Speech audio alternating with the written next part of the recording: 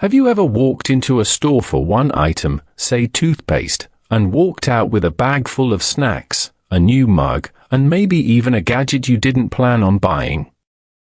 You're not alone. Studies show that a huge percentage of purchases are unplanned.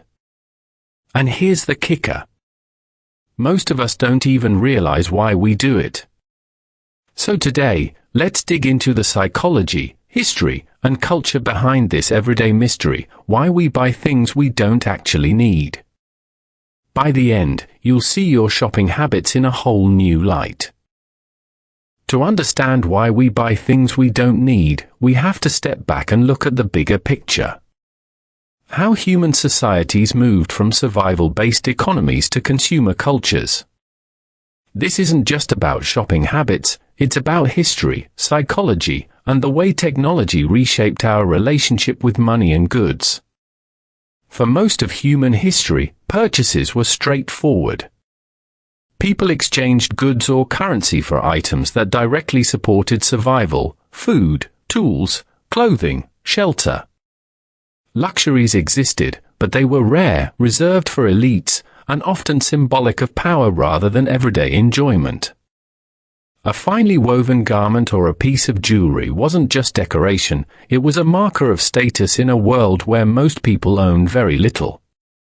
The turning point came with industrialization in the 18th and 19th centuries. Factories transformed production. Goods that once took weeks of labor could now be made in hours. Prices dropped, availability soared, and suddenly, ordinary families had access to more than bare necessities. This abundance created something new. Choice. And choice created desire. By the early 20th century, advertising emerged as a powerful cultural force. Companies realized they weren't just selling products, they were selling ideas, emotions, and identities. A car wasn't pitched as a machine with 4 wheels, it was marketed as freedom, independence, and modernity. Soap wasn't just about cleanliness, it was about beauty, confidence, and social acceptance. This shift was subtle but profound. Products became symbols, and buying them became a way to participate in a larger story. The rise of department stores and catalogs amplified this trend. For the first time, people could browse hundreds of items in one place, displayed not as necessities but as temptations. Shopping itself became an activity, a leisure pursuit. Walking through aisles wasn't about survival, it was about exploration, aspiration, and sometimes escape. Fast forward to the post-World War II era, and consumerism exploded. Economic growth, suburban expansion, and mass media created a culture where buying was tied to identity and success. Owning the latest appliances, cars, or fashions wasn't just practical, it was proof that you were keeping up with the times. The phrase "keeping up with the Joneses" captured this perfectly. Consumption became a social competition. Technology accelerated the cycle. Television introduced commercials into living rooms, shaping desires nightly.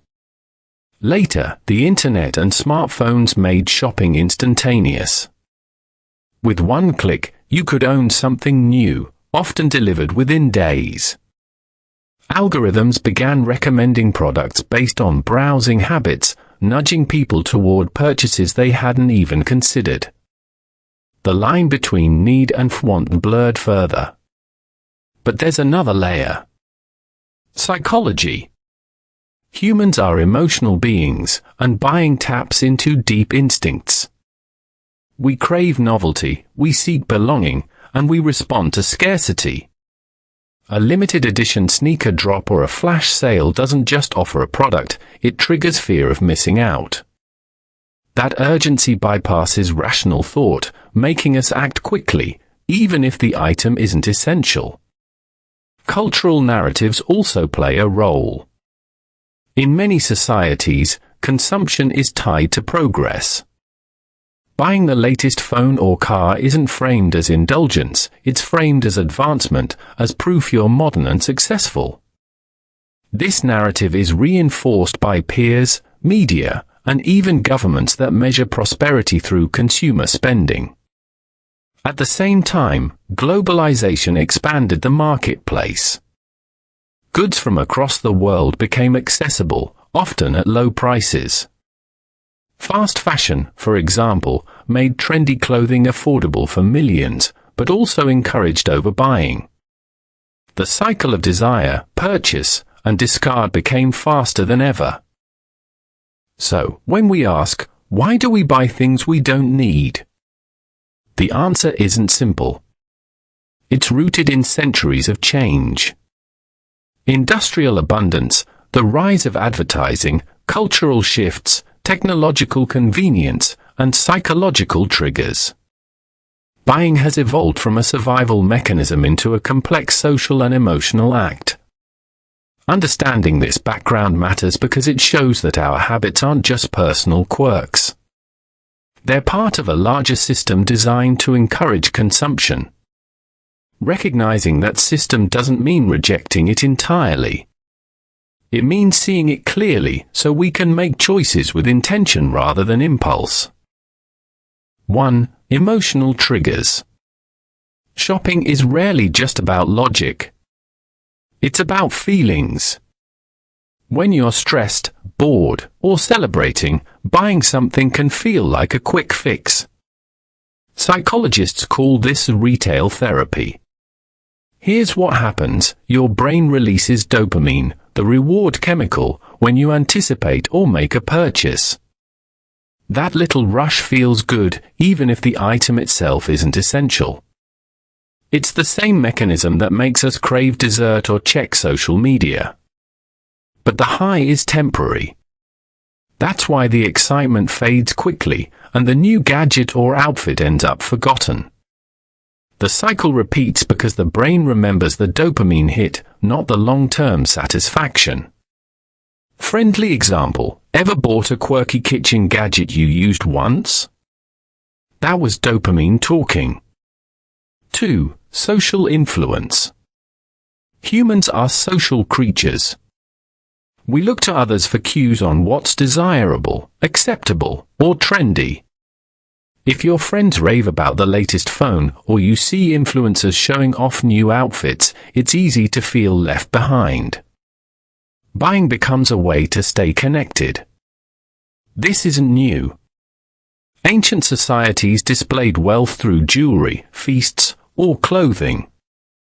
Today, it's sneakers, cars, or tech. The medium changes, but the motive, belonging, stays the same. Social media amplifies this. Platforms like Instagram and TikTok create constant exposure to curated lifestyles. You're not just seeing products, you're seeing them tied to identity, status, and community. That makes resisting harder. Fun fact: conspicuous consumption, a term coined in the late 19th century, describes buying to show off. It's alive and well today, just with hashtags. 3. Marketing and advertising. Marketers are masters at nudging you toward purchases. They use psychology to bypass rational thought. Scarcity tactics, only 3 left in stock, sparks urgency. Anchoring, showing a high price first makes the next price look like a bargain. Bundling, buy one, get one free makes you feel like you're saving, even if you didn't need to. Packaging matters too. Sleek design, bright colors, or eco-friendly labels all influence perception. You're not just buying a product, you're buying a story. Example: ever noticed how Apple stores display products with minimal clutter? That's intentional. The clean aesthetic makes items feel premium, nudging you to see them as worth the price. 4. Convenience and technology. Technology has lowered the barrier between want and own. Online shopping means one click, and it's yours. No lines, no waiting. That convenience makes impulse buying effortless. Algorithms add fuel. Platforms recommend products based on browsing history, creating personalized temptation. You might not have thought about noise-canceling headphones, but after seeing them 3 times, they start to feel like a need. Subscription models also play a role. Services deliver monthly boxes of snacks, beauty products, or gadgets. The excitement of surprise often outweighs necessity. Friendly example: ever ordered something late at night, half asleep, and forgotten until it arrived? That's convenience at work. 5. Identity and self-expression. Purchases aren't just functional, they are symbolic. The clothes you wear, the books on your shelf, the car you drive, they all send signals. Buying becomes a way to express identity. Even if you don't consciously think about it, purchases shape how others see you and how you see yourself. That's why people often buy items they don't strictly need. It's not about utility, it's about self-definition. Example: someone might buy vinyl records not because they lack digital music, but because records signal taste, nostalgia, or artistry. 6. Scarcity and novelty. Humans are wired to crave what's rare or new. Limited editions, seasonal releases, or new arrivals tap into that instinct. You might not need another pair of shoes, but if they're part of a limited drop, suddenly they feel irresistible. Novelty also plays a role. Our brains crave new experiences. Buying something new scratches that itch, even if the item itself isn't essential. Example: fast fashion thrives on novelty. Brands release new styles weekly, encouraging constant buying. The thrill isn't in the clothing, it's in the freshness. 7. Cultural narratives. In many societies, consumption is tied to progress. Buying the latest phone or car isn't framed as indulgence, it's framed as advancement. This narrative is reinforced by peers, media, and even governments that measure prosperity through consumer spending. Friendly example: advertisements often show families upgrading appliances as a symbol of success. It's not just about the fridge, it's about the story of moving forward. Real-world examples. Black Friday sales: people line up for hours, sometimes buying TVs or appliances they don't need, simply because the discount feels too good to pass up. Subscription boxes: many sign up for monthly deliveries of snacks or beauty products.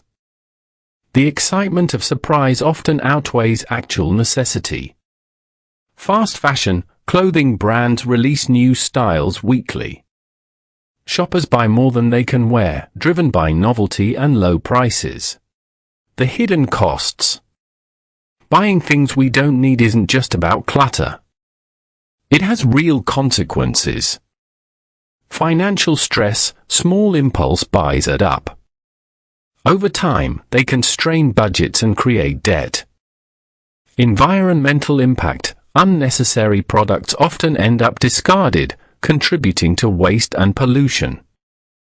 Mental load: clutter can increase stress, making it harder to focus and feel calm at home. Recognizing these costs doesn't mean you should never buy for fun. It just means being mindful of the trade-offs. The fun side.